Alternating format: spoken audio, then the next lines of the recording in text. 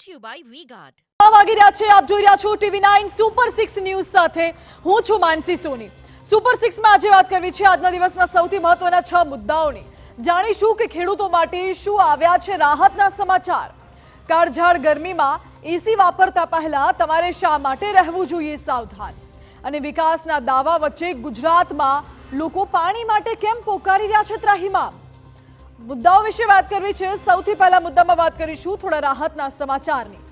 કેરળમાં થઈ ચૂકી છે ચોમાસાની સત્તાવાર એન્ટ્રી। જી હા, સત્તાવાર ચોમાસું બેસી ગયું છે કેરળમાં, જ્યારે બીજી તરફ મેઘાલયના ચેરાપુંજીમાં પણ વરસાદે બોલાવી છે રમઝટ।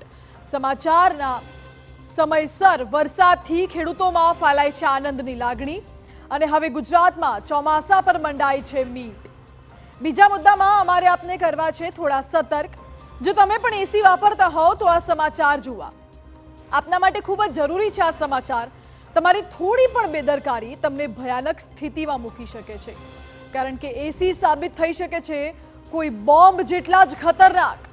વિસ્તારથી કરીશું વાત। અત્યારે જણાવી દઈએ ત્રીજો મુદ્દો કયો છે। રાજકોટ અગ્નિકાંડની કરીશું વાત।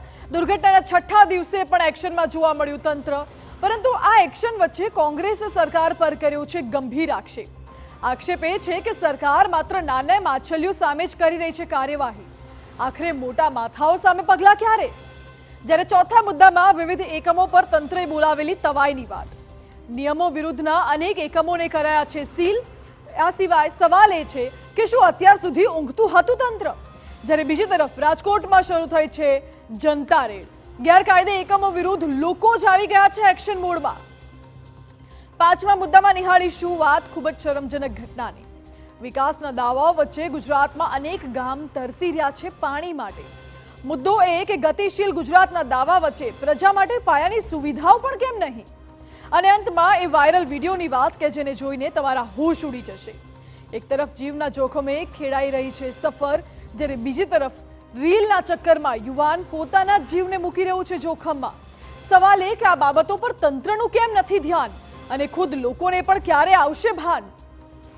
આ તમામ મુદ્દાઓ વિશે વિસ્તારથી વાત કરવી છે। સૌથી પહેલા Brought to you by V-Guard.